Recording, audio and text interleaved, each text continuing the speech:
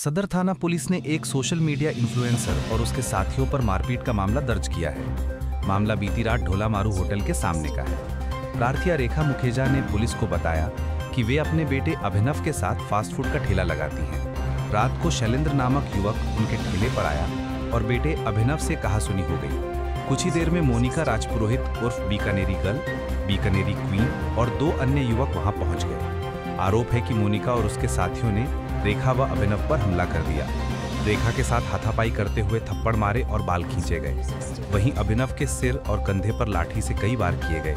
हमले के दौरान अभिनव बेहोश हो गया। इसके बाद आरोपी मौके से फरार हो गए और जाते जाते जान से मारने की धमकी भी देकर गए। पुलिस ने विभिन्न धाराओं में मुकदमा दर्ज कर जांच हेड कांस्टेबल अंजू को सौंपी है। काय की शेर निशानी, काय की गलवर, मैं तो इनको आज देख जो इन्होंने गंदी हरकत की है, एक गरीब घर पे, एक मजदूर घर पे, जो अपना परिवार का पालन पोषण, जो वहां फास्ट फूड का गाड़ा लगा करके अपना पालन पोषण परिवार का कर रहे हैं, और उनको मार करके अगर कोई खुद को शेर नहीं कहता है तो एक मजाकिया और एक मैं कहता हूं कि पूरे बीकानेर में हंसने वाली बात है कि वो खुद को शेर नहीं कहती है।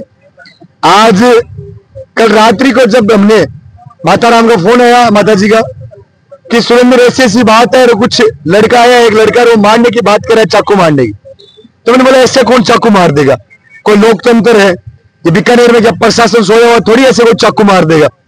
ऐसे अगर चाकू मार देते कब के सबके कत्ल हो जाते। तब ऐसे इन्होंने कहा नहीं बात तो करने, मैंने बोला बात करो, तो बोले बात कर नहीं रहे। फिर बोला स्पीकर ऑन कर दो, बोल दो सुरेंद्र बात कर रहा है। फिर मैंने मेरे भाई दिनेश को बोला कि तो एक बार बात करे और अपने खाना खा के चलते उधर ही। तो फिर दिनेश ने बात की और दिनेश को फोन पे भी उसने कुछ गलत कहा कि मैं मार दूंगा, ये कर दूंगा, वो कर दूंगा। फिर इन्होंने दिनेश ने कहा खाना खा के आ रहे, आप 5-10 मिनट रुकिएगा। तब तक 10 मिनट का हमने उनको बोला था, 5 मिनट के अंदर अंदर वापिस माता जी का फोन आता है, बोलते कि मेरे बेटा बेहोश हो गया, मेरे बेटे के सिर में लग रखी है चोट की, मेरे भी थप्पड़े वपड़े मार दी, मेरे बाल पकड़ के मेरे को गंदी गंदी गालियां दी गई, अभद्र गालियां, जिनके मतलब ऐसी गालियां जो शोभा नहीं देती एक बेटी को। अरे आज उनके पता नहीं परिवार का क्या उनको सिखाया गया, पता नहीं क्या उनकी परवरिश उनके परिवार की तरफ से दी गई। जो गालियां माता जी बता रहे, ऐसी गालियां शायद उनको नहीं निकालनी चाहिए थी। फिर हमने उनको फोन भी किया, आप कहाँ हो, तो उन्होंने पूरे अपने जोश और बुलंद आवाज के अंदर बोल रही थी कौन हो, मैं सुरेंद्र गोदारा हूँ। आपने मारी क्यों, हम तो ऐसे मारेंगे। मैं ऐसे मारोगे तो फिर देखता आप वही रुको। फिर हम भी देखो लड़ाई के मूड में थे फुल। आप अगर ऐसे मारे तो कानून अपने हाथ में ले लिया तो हमें लेने में क्या कौन सी शर्म आ रही है। जब एक माता जी गरीब परिवार बेचारा, एक साथ कोई नहीं दे रहा। फिर इनके बच्चे की बहुत ज्यादा कंडीशन खराब हो गई थी, बच्चा 4 घंटे बेहोश भी हो गया था, 4 से 4.5 घंटे पीबीएम में भर्ती भी रहा।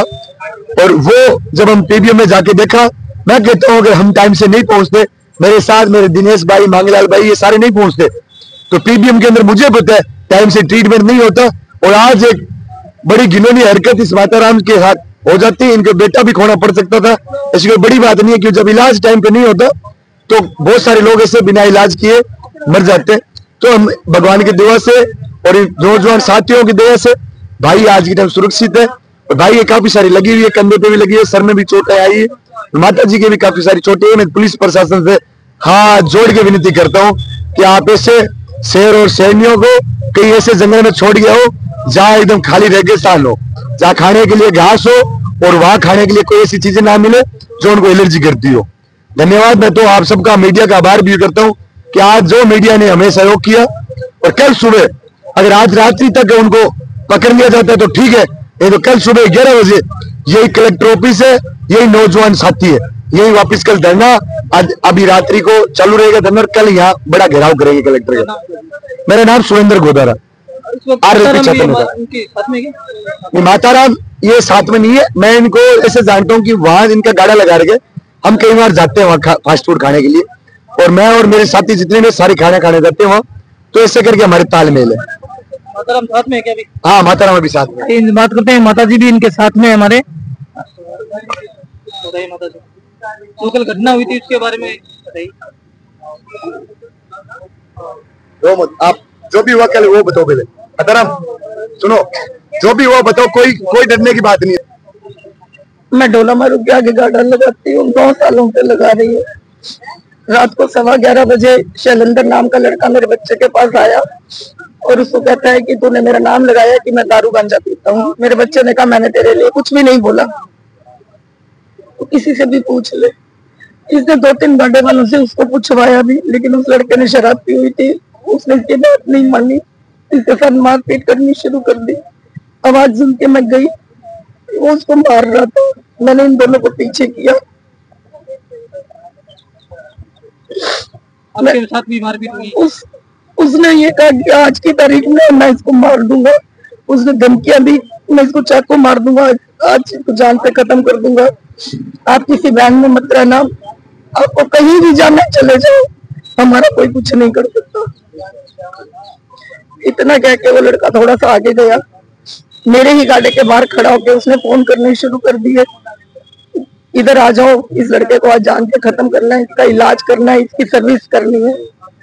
उसने अपनी बहनों को घर से बुलाया, उसकी दोनों बहनें, मोनिका राजपुरोहित जो अपने आप को बीकानेर की गर्ल कहती है, और एक बहन उसकी करिश्मा राजपुरोहित जो बीकानेरी क्वीन के नाम से मशहूर है, उनके साथ 2 लड़के आए। उन्होंने गाड़ी पे आते ही मेरे बच्चे को मारना शुरू कर दिया। उस लड़की मोनिका ने मेरे को भी थप्पड़ मारे, मेरे भी बाल खींचे। पीछे खड़े हुए शैलेंद्र जिसने उनको फोन करके बुलाया था, उसके हाथ में लठ था, उसने 3 से 4 लठ मेरे बच्चे के सिर पे मारे, उसके कंधे पे मारे, मेरा बच्चा गिर गया, बेहोश हो गया। इसको बेहोश देख के वो हमें जान से मारने की धमकी देती हुई भाग गई कि मैं इस रांड को कभी छोड़ूंगी नहीं। मैं उसके बच्चे को लेके हॉस्पिटल गई, ट्रॉमा सेंटर, मेरा बच्चा 4 घंटे तक होश में नहीं आया।